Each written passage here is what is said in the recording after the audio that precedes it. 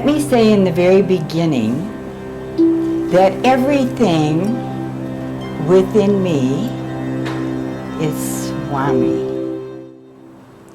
I screamed at God and I said, I cannot find pure, unconditional love. I cannot see it in myself. I cannot see it in my spouse. I cannot see it in my children. I cannot see it in my family. I cannot see it in my friends. And I cannot see it in the Catholic priest and in the church. And I want you to know, for all of you people out there, this is critical. You do not need to sit and meditate for hours to hear God. He speaks to me when I'm cooking, ironing, vacuuming. I am only the instrument, and He is such a master, such an incredible master to teach us what is pure unconditional love. Welcome to Souljourns and how Indian holy man Sri Sathya Sai Baba quite suddenly and dramatically entered the lives of Rita and Robert Bruce. Rita is the author of Love of Conscience and Vision of Sai, and other books that focus primarily on the importance of human values. This interview was recorded in Sai Baba's ashram in Puttaparthi, India in January 2010. Have gotten the book and read it. Rita Bruce, it's such a delight to be able to finally have a chance after many years to sit down and talk with you. I'm very interested and quite excited to hear about you and Robert's involvement with Sai Baba, with the spiritual path that he's put you on, with the many wrinkles and twists and turns and blessings and challenges that he's confronted you with. And to begin with, I think I would just like to ask you about your wonderful book, which I'm becoming increasingly familiar with, along with my wife Jody, Love of Conscience, the four aspects of human nature, and how that came to be, especially with Sai Baba's hand distinctly involved in that. Well, let me say first, I thank Brother Ted Henry for giving this wonderful opportunity to share Swami's knowledge with all of my brothers and sisters. And let me say in the very beginning that everything within me is Swami. It is His knowledge. I am only the servant. I am only the instrument. And He is such a master, such an incredible master, to teach us what is pure unconditional love. I never thought I would write this. And in 1998, I was sitting in darshan, and Swami speaks to me inside all the time. And Swami told me inside, I want you to write another book. He said, you bring a letter tomorrow, you get a front row seat from the lady in charge, and you write a note asking, should I write another book? And if yes, if answer is yes, I will take the letter. He said it will be about the four energies, which I called it for all those years. And he said, you write, the topic will be of the intellect, the emotion, the discrimination, and the physical senses. And if that is the topic, I will give you Pad Namaskar. So I did. The next day I got front row. Swami came, took the notes, says, take Pad Namaskar. Then he says to me inside, oh, gather all the notes that you have put together over these years and bring them the last day. Last day, Swami called us to interview. And he said, I want you to write this book. And he rubbed his hands back and forth over the notes, charging them. At the same time, I had the manuscript finished for parenting. He says, stay here, publish this, call it Sathya Sai Parenting for every devotee. He said, put this one down. When you finish this one, you write about this 4 aspects of human nature. I said, Swami, is it 4 energies or 1? 1 energy, 4 aspects. So you will hear me speak about energies because for 35, 40, well, it's 40 years now, I've called it energies, and I'm in the translation of trying to remember aspects. But it is saying the same. So I said to Baba, I can't do this, Swami. The knowledge is so far above me. How do you bring these concepts into simple reality for people to understand? Don't worry, I am there, I am helping you. And he kept reassuring me it was a task so far beyond me, I just could not believe he was asking me to do this. So I went home and I started.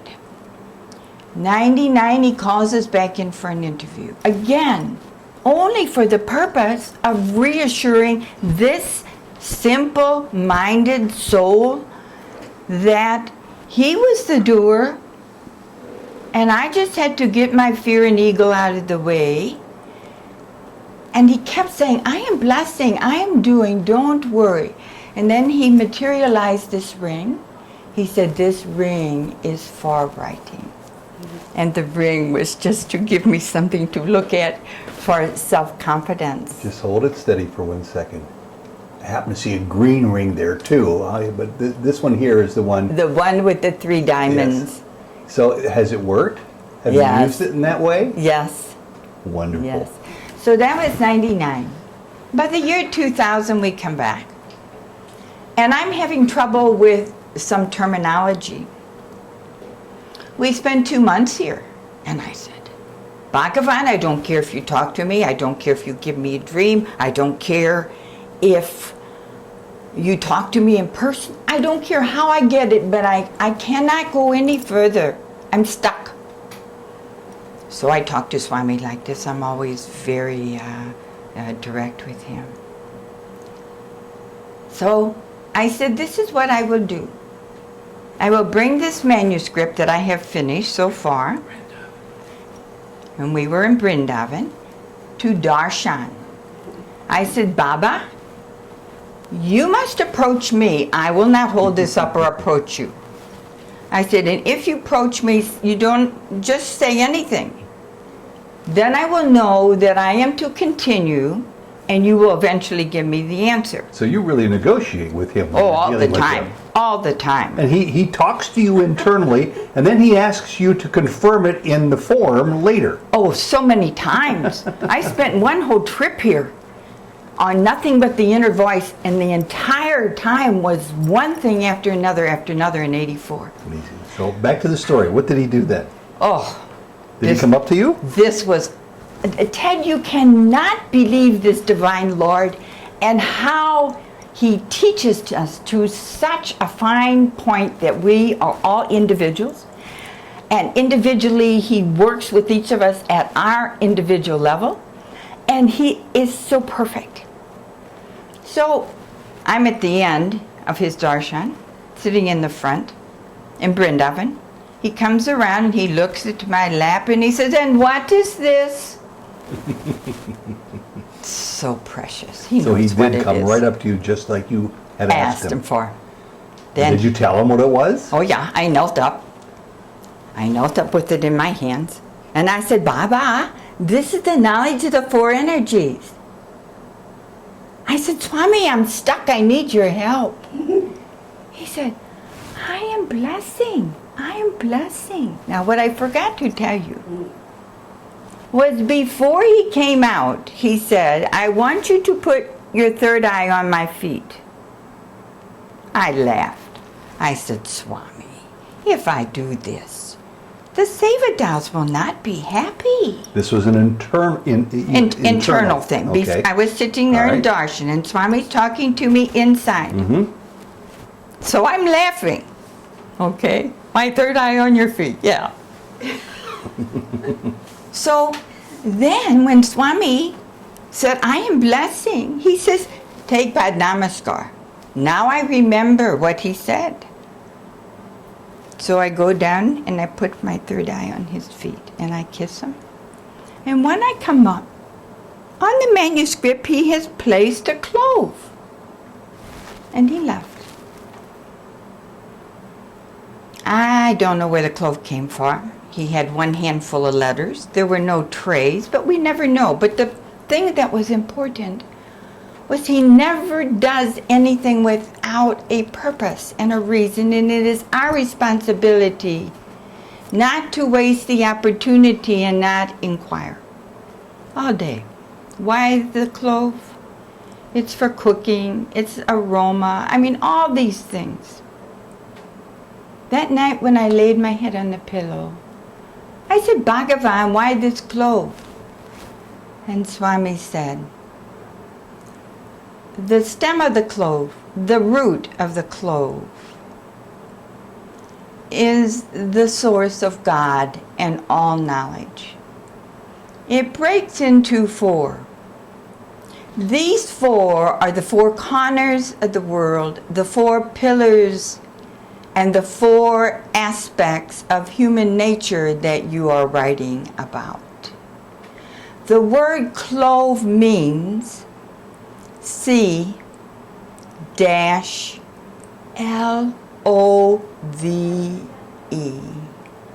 See love. What you are writing about is conscious love. And that came to you at midnight the night before, or the night That after? night after. Yeah. I was overwhelmed. Never thought of a clove again as a cooking spice. How perfect of an example. Oh, I left an important thing out. The four prongs, he told me, the round ball is the world. What do you mean the round ball? Yeah, and a clove. In the clove, in the middle of the clove. There is a round ball. All right. These four support the world. And it is interesting because when we suck on a clove, we take the ball out and throw it away. Mm-hmm. So are we getting the four essences of what these four aspects are, which all are a human value. We'll get to that later. But it sounds like when you talked to him in the forum earlier in Darshan, in Vrindavan, and you asked him you need his help, it sounds like that was the help you were looking for that he gave you, perhaps, in the form of that clove. That was the encouragement to continue. Mm-hmm. And I did.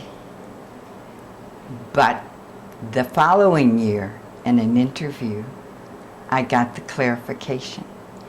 And then it took me from starting in year really 99, Mm-hmm. beginning, when we went back maybe February, starting writing it then till 2002. Is that when you finished it? That's when I finished. And when was it published then? It was published in 2002. And so I had brought it over, and I said, oh, Bhagavan, he called us, and I said, Swami, I need some help. I need to edit. Don't worry, I am editing. I am working with you. He is just always there when we need him, with so much understanding and so much love that it is impossible to put into words, and it needs to be experienced. And to experience this divinity in human form is the greatest gift any soul can ever have. So I said, Bhagavan, this is finished, but I need to edit. I am editing. I said, Baba, the name, this is your book. You must name. I have always asked him, and he has named every book, because every book is his.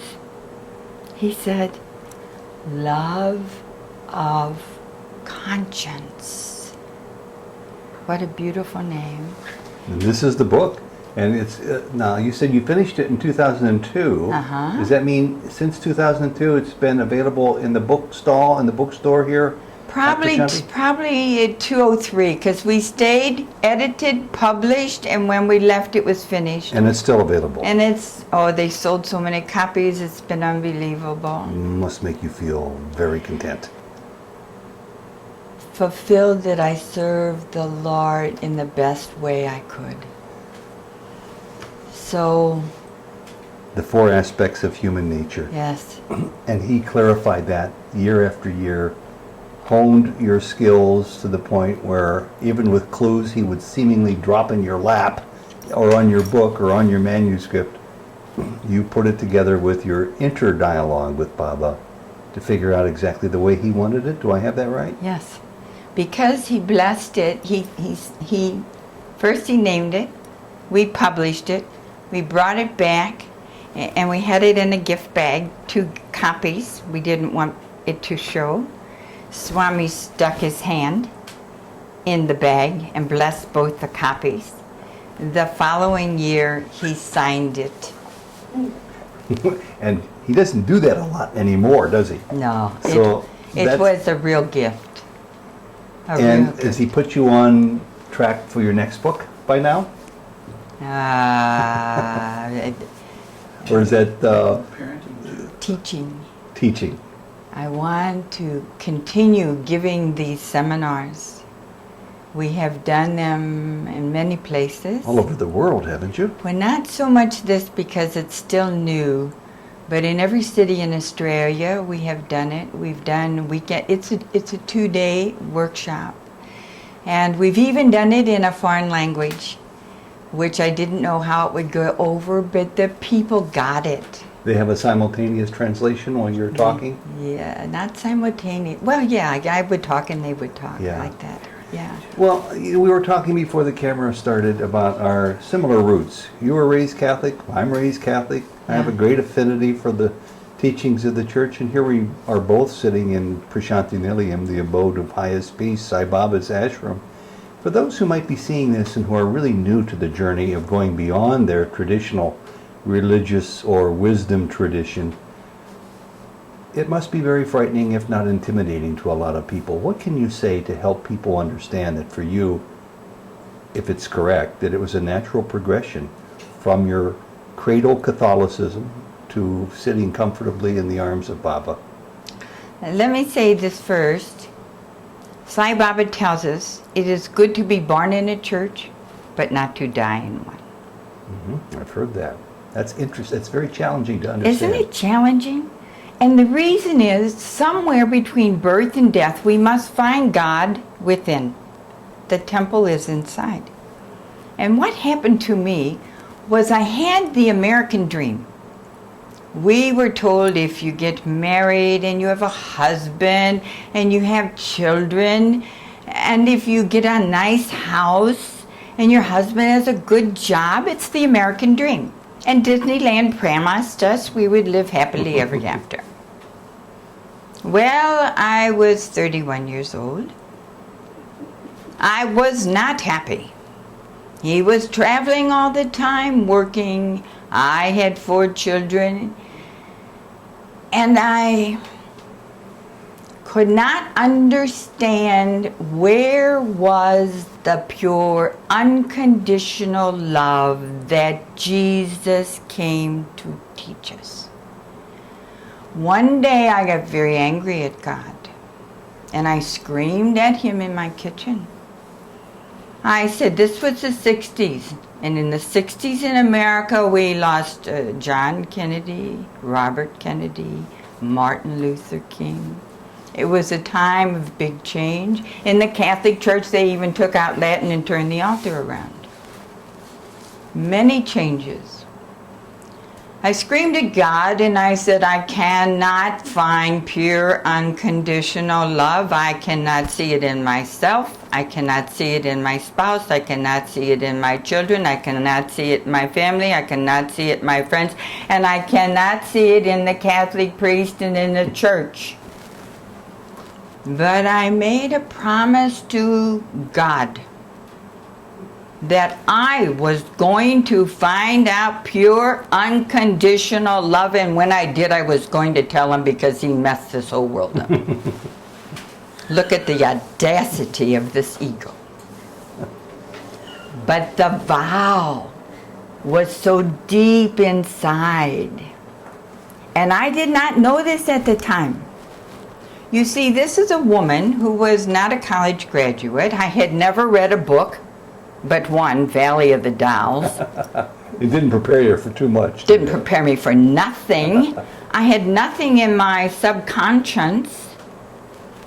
But I was a wife. I got married young. I was a mother. I had 5 pregnancies in 10 years. So we moved so many times, I was just continuously busy. All of a sudden, that vow I made, and I didn't know what was going on. I can tell you this years now.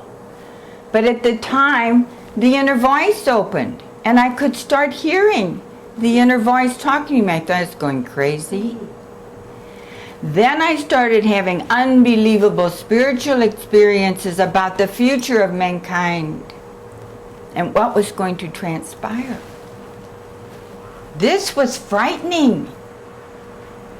I had so much light in my eyes, my husband can verify. I would stand and look at the sun at noon for 30 minutes.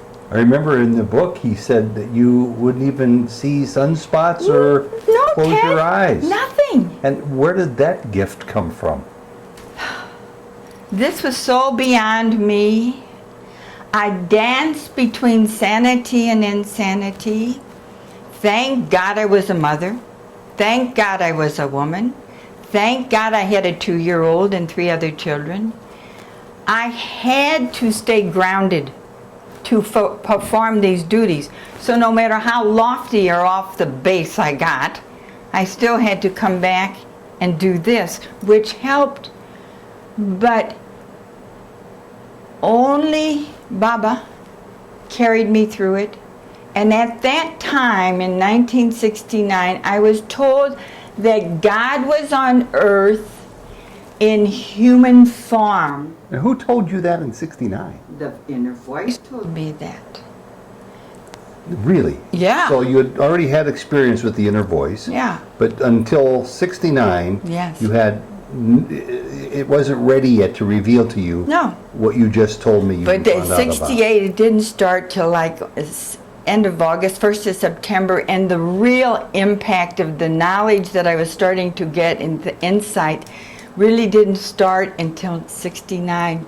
So when you heard that inner voice tell you that walking the earth today is who you were looking for, how did you then start to piece that together to make any sense out of it? Well, you see, I assumed it was Jesus. Uh-huh. All right? Jesus was on earth in human form. So I mentioned it to a couple of friends. Man, they were ready to pin me up. I mean, I had already went around the bend. I would walk in a room and the lights would flicker. You know. So you had this metaphysical aura Unbelievable. changing others, changing science, and changing your own mind. Unbelievable. Now let me tell you the carrot. You see, for each spiritual seeker, God gives you a taste of something beyond your normal consciousness. And I call it how they dangle a carrot in front of a rabbit. It is the carrot that gives you the motivation and the inspiration to persevere through life to achieve what it is that you experienced. I was standing in my kitchen, and I want you to know, for all of you people out there, this is critical. You do not need to sit and meditate for hours to hear God.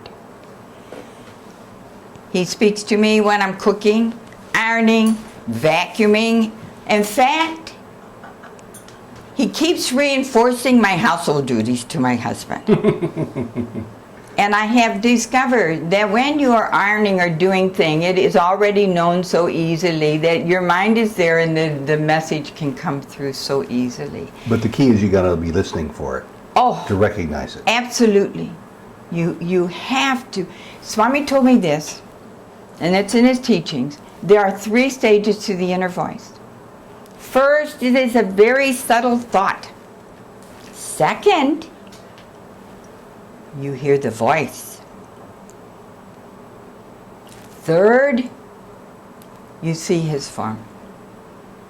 So you see, these little thoughts through our consciousness we ignore, They are coming from the conscience, which Swami says is God. So the title of the book is really Love of God.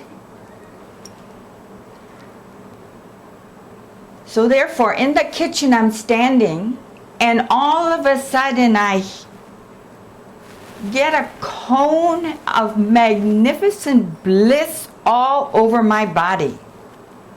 Came unexpected, knocked you off your feet. No meditation, no yoga, no drugs, just housework. I'm in the kitchen getting ready to fix dinner. And so this magnificent, I can't even put it into words, lightness, bliss, out of this world experience. And this is what I hear.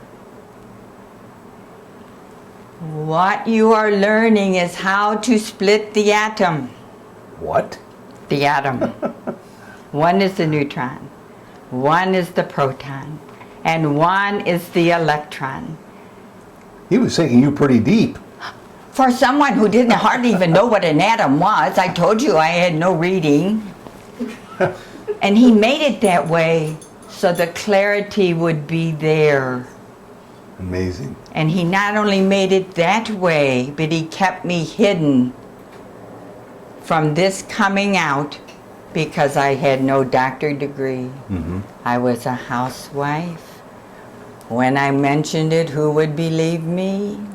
Not until his time was right, and his time was only right when I learned it all, but not only learned it, I was told inside I had to put it all into practice so that when I did give this, I was speaking from personal experience. And it sounds also, Rita, that there's a key ingredient that really prepared you for this, in that it sounds like, and correct me if I'm wrong, when all of this was going on, you were willing. You were willing to take these extra steps to know more about the voice, the message, the instructions that were coming your way. Many people aren't willing. But you see, Ted, the willingness came from this experience. And not only that, I was splitting the atom, and I realized I was splitting the atom of the mind. Mm-hmm. But I was told when these four are totally balanced within, from here, I didn't know that was a top chakra. Mm-hmm. From here, energy would flow, and it would start purifying the entire body, and there will be no second death. There would be no death. So back in the late 60s, you were given this 69 enormous revelation. It's a revelation. This is a recipe for moving beyond the body and never to return to it. And it is this knowledge that will be for the future generations. I used to complain to God. He loves my complaining, incidentally. Swami says, I heard you fussing at me last night in an interview, with a big smile. He loves any attention we give our Divine Mother. So he says, where was I going with this, Ted? After he taught you about the atom, and he taught you to... There was nothing in here. And so I lost the train of thought, but it'll come back. That's okay, it'll come back. You weren't prepared for this, you didn't have the background, and what I'm curious to know, Rita, is what did you do with that information then after you started to get it? You asked me a question about persevering and how people... It's intimidating. It's frightening for a lot of people. Oh my goodness, frightening. You have no idea. So how did you deal with that? Because I think it would make a lot of people unwilling to stay the course because it's just too fearful that what you might be getting into. You see... So how did you do that? I shook a lot. Mm-hmm. Okay? Did you confide in Robert? Did you tell him? Oh, he knew everything. But he was grounded. Thank God. He wasn't buying in. He was steady and stable. And working, and, but he was given all of this along with me. Because every night When he came home, I would talk and talk and talk. And we had to make so much transformation in our lives, and I started with our stinking relationship. We were always fighting, we were not together, so we had to start, and we began to start looking at our behavior. You're like a lot of married couples in the 60s, so much on their plate. Big family, big responsibilities, big career. No time left over for real heart-to-heart. No. So we worked on ourselves. Then I was told in the inner voice to leave everything, sell, and move to Australia to work on this. What? Yes. Where were you living at the time, in St. Louis? St. Louis, he had a great job at Monsanto. Who told you to leave and move to Australia? The inner voice. And did you ask why? I said it would be a safe place for us to go. Safe in what way? I discovered that we had to leave our family. We had to leave our friends. Siblings, parents, people like that. Because the work I was going to do needed no interruption. Nor challenging questions, perhaps. Or, yeah, and when you're kind of... on the edge there. Yes, and I now know that the Kundalini came up, but at that time it was a dance between sanity and insanity. And the only thing I can tell you is to answer your question, is that God gives us the strength to bear anything that he gives us. He don't give us anything that we can't bear. Now, we think so. At the time, especially. Oh my, I have complained about him pushing so much. But what he is doing is expanding our consciousness. And that's heavy work. That's at the deep end of the pool, as some people say. And he didn't want you to be confronted by your brothers or sisters or Roberts or parents or friends saying, No. Are you crazy? Why are you doing this? Yes. So he sent you as far away as you could possibly be. Yes, and I challenged him. You know this by now. Did you know anything about Australia? No. So what did you say to them when you challenged him? I said, well, if this is true, then you must make it happen. So let me tell you this fabulous story. You got kids probably in school. Your husband's 4 with kids, a career. you know, 4 kids. He has a career. We have a house. Marginal 5 savings. bedroom. Yeah. Barely none. Okay. And you uprooted everything? Robert, we put an ad in the Post-Dispatch for Saturday and Sunday's paper. Robert leaves for Kansas City because he had a conference and some work to do there. So he leaves me with the 4 kids, as it had gone on for about 12 years. That's why I was having so much trouble. So, that morning, a spy owner, that morning a man comes and he buys the house before Robert even gets to Kansas City. How did he know? It was in the paper, in the Post-Dispatch, Okay. and he calls and comes to see the house. And I he show buys it and buys it. A friend of mine down the street was a lawyer. I called him to come and help to write up the papers So there's a couple of affirmations right off the bat. right away. But the best is yet to come. I then placed an ad in the journal, West County Journal, to sell things, and it came out on Wednesday. So Wednesday morning, loaded the house. We had 5 bedrooms, a living room, dining room, family room, 3 bathrooms.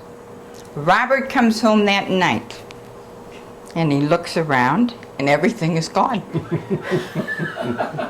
And he says, my goodness, woman, what have you done? I said, if you were here, I would have sold you too. We have a real... Everything sold in that first day. Huh? Everything sold in that Within a first week, from Sunday to Wednesday, everything was sold. Now, how can you doubt what I was told? Did the kids think you were crazy? Oh, my goodness.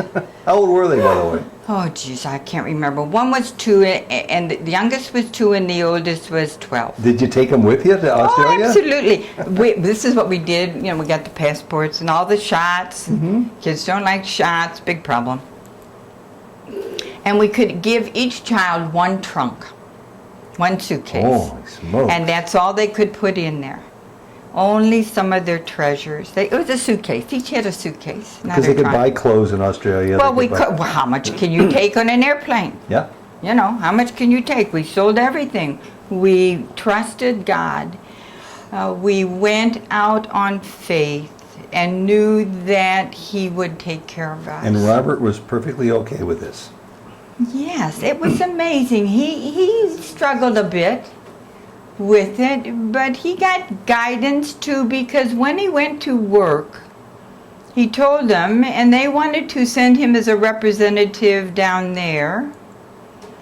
And then he spoke with another man, an older man, who said to Robert, "Don't tie yourself to this company. Just go. Go down there and be free." And he took the advice. You see, this was all divine planning. We were just two little puppets on a string. Of course, I told you neither one of us knew anything. He was an engineer. And The purpose again was for you to get away from distractions and nosy people and judgmental people so that you could continue your inner work coming to God. not only that, we lived a block from the ocean. I am a Pisces. I need sunshine and water. St. Louis is clouds and rain and darkness. We're from Cleveland, we know that. We know what Yes, that is. yes. So what happened was, I was a half a block from the ocean. How did you ever come back from there? I was told So you arrived in a really nice place for a couple of years. the children gave us more trouble leaving than going. Coming back from Australia. Yes, They wanted to stay. they wanted to stay. Sure. It was fabulous in those days because it was like the 40s here. What city was this? Sydney. Sydney. We were north of Sydney on a peninsula. Right on the water. You're right on the water, and the water regenerated me, continuously Sure. regeneration. And he had a job. We got a house within a few days.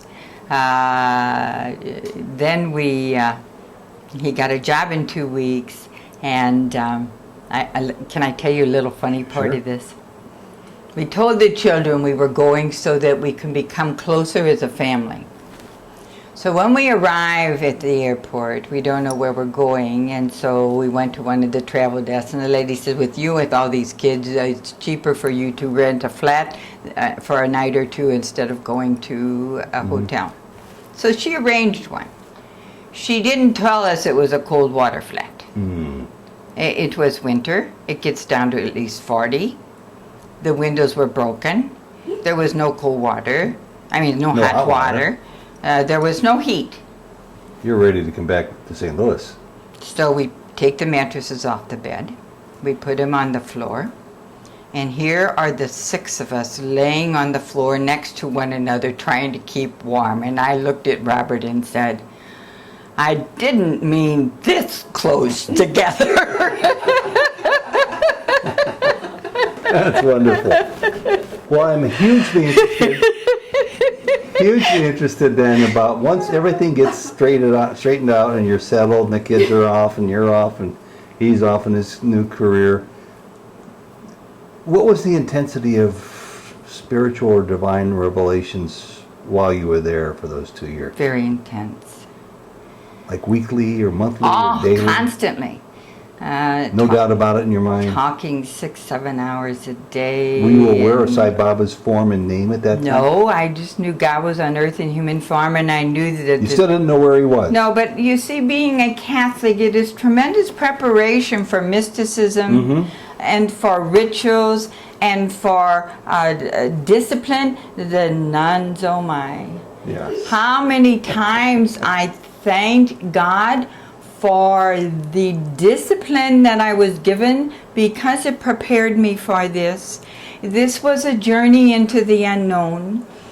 And when you step into the unknown, you have the ability, because there's no comfort zone, you have the ability to see the omnipresent God working continuously in your life.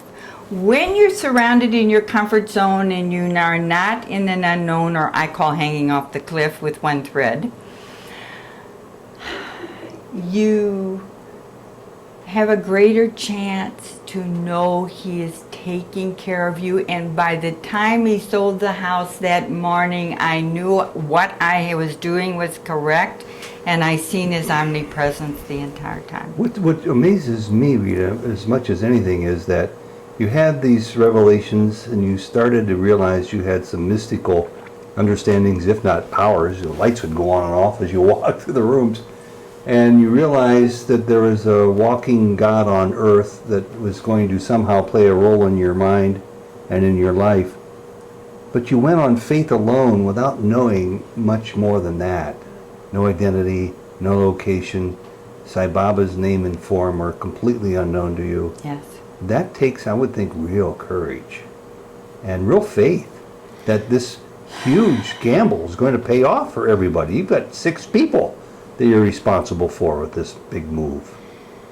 It wasn't so much courage on my part. It was faith in God that I learned from the Catholic Church.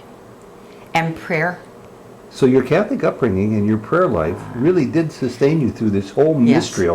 This mystery cannot be minimized.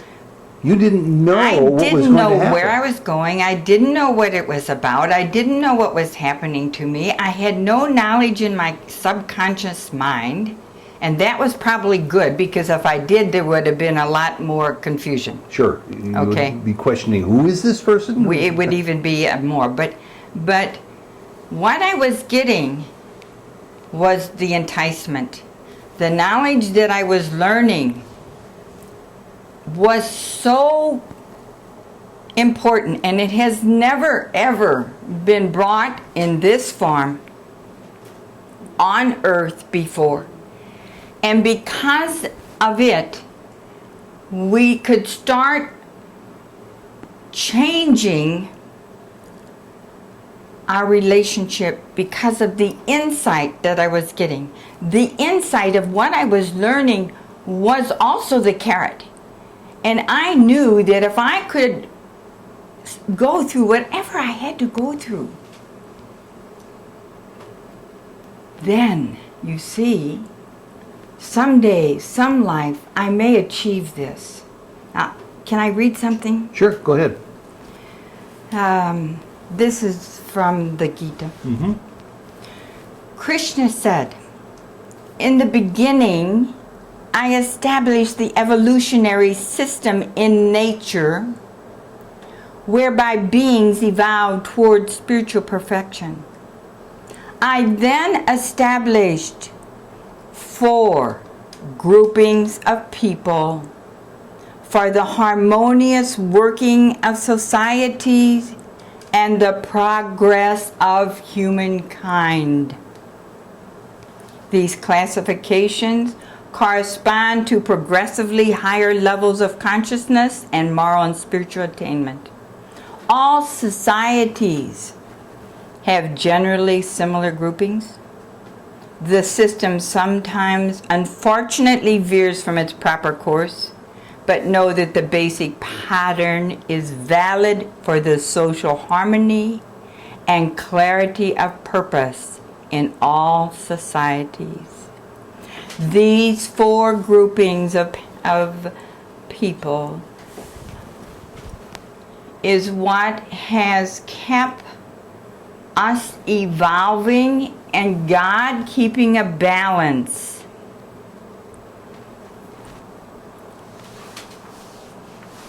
Perhaps it would be good at this point for me to just share a little bit about these 4.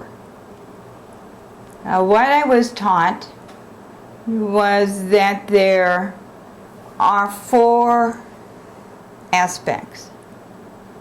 The emotion, as it evolved a program, an operating system. The intellect, as it evolved a program. And discrimination, the judgment, decision maker, as it evolved a program. And the physical body and its sensory system, only the physical body and its sensory system, as it evolved a program. And what I was learning was that man, until now, had not known about this program because we were not ready to expand the consciousness. So what the Lord did was this. Within each of us, He planted in each life one of these as our primary ego identity. If you were given the emotion, and you look at the north, east, west, and south, emotion is north, physical sense is east, south is intellect, and west is discrimination. We were given this program, and the very first emotion program, if you had that, the one standing and facing it, the one to your right, east, is the second most important. The one to the left, west, is your third most important.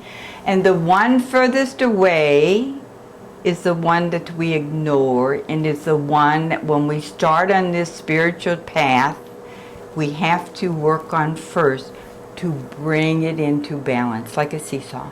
So people have to work at harmonizing all four of these. What I was told is this, that the ego in each of these four is so subtle, but it determines our style of communication.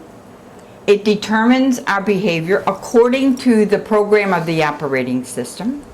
You marry an opposite. Oh, of course, right? So you can rub egos all the time. And it creates such a barrier of communication. Now, this knowledge has been here in mythology and religious, and it's all over the place. This is the basic pattern of the atom.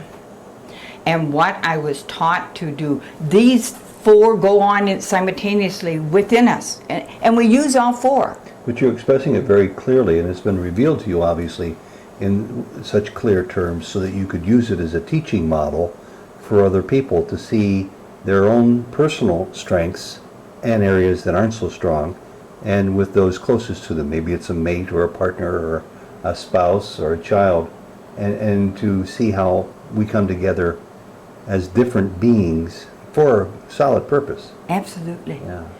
You see, I always told God, this is a simple person. You got to explain it to me in simple terms, because and that's all I prayed for when I wrote the book. Allow me to give it simple so everyone on the planet, regardless of their educational degree, can understand it. Now, since this book came out, I want you to go ahead and finish your sentence first before I ask this. I was going to say, I had an 11-year-old and a 14-year-old read it, and they could understand it 100%, but there is a problem. And the problem that creates not wanting to learn it is people's consciousness. You see, if you think you have learned everything, you think you know the right spiritual path, you think that you don't need to know anymore, you will bypass it. But what people need to understand, and what I prayed ceaselessly for to God, was this. You have made the spiritual path so difficult. How many people attain self-realization? It's like you say, going through an eye of a needle. You need to make this quicker, and you need to give us more understanding, and this is exactly what this is for. Irregardless of how much teaching you have, irregardless of how spiritually evolved you are. And my guess is one of these four aspects is so very critically important, the aspect of discrimination. To know that you're on the right path, to know that these have to all work in harmony with one another, and to know that you need to pursue a solid understanding of all four of these. Oh, Lord has just inspired you. Well, this is hugely useful to anybody, and I'm really glad to hear you say that a lot of people, especially those of us who say we're on a spiritual path, can skim right over them because we think in our arrogance, well, we know that, but maybe we don't know it as clearly as it's been expressed to you. Let me say two things here, and this is such an important question that you brought up. And I will tell you what happened one day when I was vacuuming. Can't help it, ladies. This is what I heard. A drama went on inside. And I hear this. I am God of the whole universe, says the voice. I am wisdom. I am knowledge. I am the intellect. Without this wisdom and this knowledge, nothing would exist. I am God. The next voice chips in and says, I am discrimination. I am the analytical part of the mind. I am the one that uses and applies the knowledge. What good is knowledge just hanging into existence if it is not applied? I am God of the whole universe. Emotion says, oh, you're both wrong. I am God of the universe. Emotion, E-motion. Emotion is movement, motivation, inspiration. If I did not move the atom, I am the God. Nothing would have started.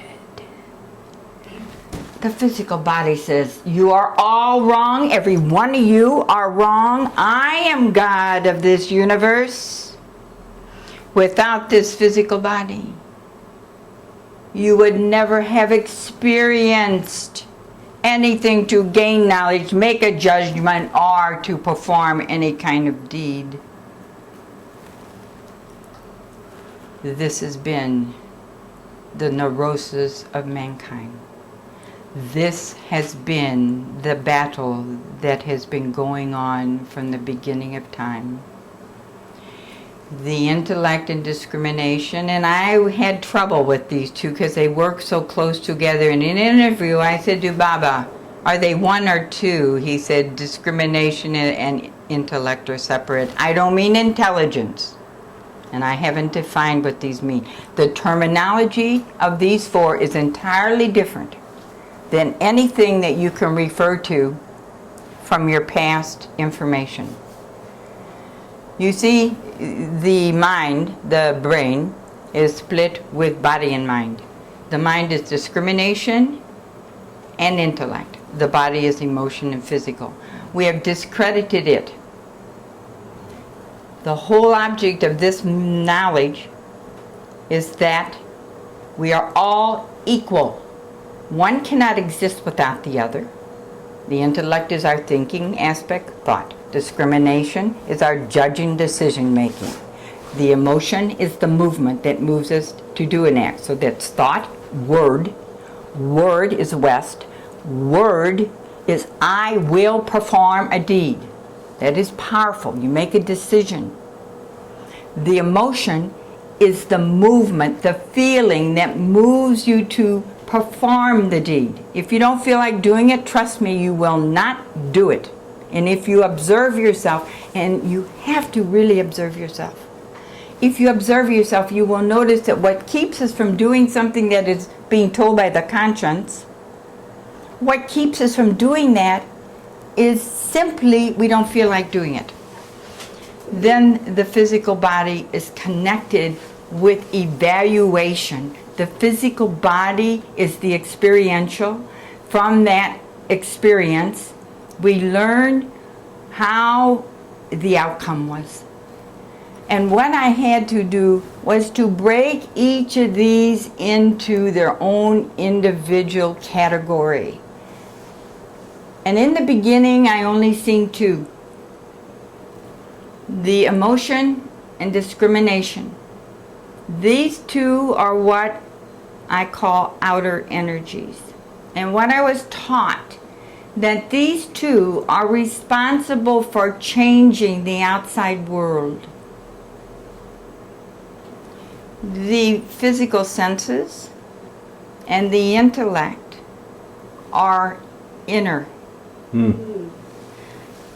They are responsible for what goes inside of man. Now, a fourth of each of us have had one of these as our primary ego image. That's how he's kept it balanced. Man's consciousness has expanded to a place that we can now balance all four inside ourselves. We're ready, is what you're saying. Absolutely.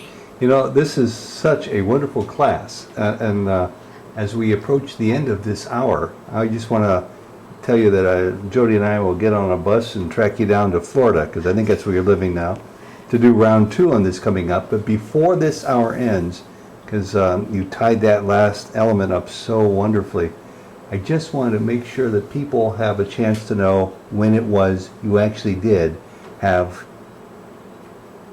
the Lord in human form, walking the earth, reveal himself to you. If it wasn't in St. Louis and it wasn't in Australia in the early 70s, can you tell us when that did happen, and in the remaining time, your reaction to it?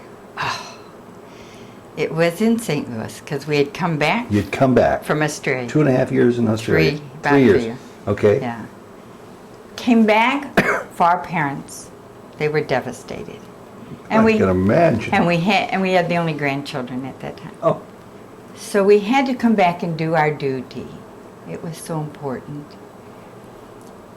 In 1976, and the story's a little involved, but I had been meditating and talking to God from the beginning.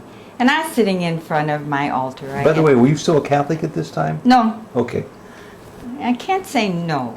You weren't practicing the Catholic I was faith. not practicing the Catholic Church, but I brought my children to the Catholic Church every day. I taught religion classes there. I also taught Balvikas in the Sai Center, okay, when we found out about Swami. It was important, and it is important for your children to get a foundation, a moral foundation. That'll be the next talk, because I want to hear about that. But Yes. in 76, you're in St. Louis, and And what happened was, in meditation, I had gotten 6 months understanding of what I'd been through. So far beyond my consciousness. So I asked this question, just who is this? Is this my soul? Is this my teacher? Is this God? I keep hearing this voice, but I don't know who you are. Is this my imagination? Now, I've asked the question many times, but this particular morning I am told, yes, you go to this couple's house, and I will give you a sign. And I called the couple, didn't tell them. Do we have time to finish yes, it? we got.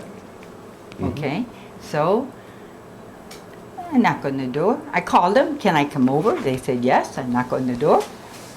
I open the door. This man walks in the living room and says, "How is your meditation, Rita?" I thought to myself, what a strange way to greet me. I said, "Why do you ask?" He said, "Because I have something for you." I said, "You do?" He goes in the back, and he's an artist, and he comes out with a huge painting, which I now know was the Gayatri Mantra. And he said, "This is for you." I said, "Why do you say it's for me?" He said, "Because the whole time I painted it, your name was all over it in Sai Baba." I Your said, name "Well," was all over it, and Sai Baba? I said, "Well, who's Sai Baba?" He said, "Oh, we found out about him last week." He says, "I have a book. The voices take the book." I said, "Well, when you guys are done, may I have the book? Take it. We don't need it now." For 2 days, I didn't read the book because I was busy. So the next morning, I'm sitting there drinking my coffee. Everybody's gone, and the inner voice says, "And how did you like my sign?" I said, "Well, it's literally a sign. It's something I can hang." Mm-hmm. I was then told that this is your calling card. And all day when I was working for 2 days, quotes were being said inside. It was Sandweiss's book, The Holy Man and the Psychiatrist. When I opened the book, I seen calling card 2 days later. The quotes I was quoted were the quotes in the book. And when I came to the passage that I am God, my name is the sound of the Lamb, ba, ba, I knew that the message I received in 1969 was this God in human form. And we instantly accepted it, and tears of joy ran down our cheeks. Sai Ram. Yeah, Sai Baba came to your life. came to my life. Rita, this has been an exceptional hour. Thank you so much. There's so much more that we've just scratched the surface about. Yes, sir. Promise me you'll make yourself available for many more discussions like this on all the subjects that you've become familiar with because Baba's led you to them. Swami told us, you go wherever you are asked. Then we'll keep asking you. You ask and the time you'll be there. Rita Bruce, thank you so much. Oh, thank God you, bless Ted. you. It's an honor. Sai God Ram. bless you. Sai Ram. Sai Ram. Because I am viewing it from a different background, and I can see all the points where it connects and all that stuff, which is, I think, really useful to a lot of people. As you, Knowing that I was I blind, know. going through all What I'm this. saying is, And if you can get this book. and we have done this in places. bookstore. And the people No, of no, the no, Parvati no, no. Shiva, I and I mean, all the symbology has fill out been a there form on the original throughout two editions a century. And they had Right. But man is now capable fill of out some library understanding it copies. because our expansiousness And I has don't think you come. can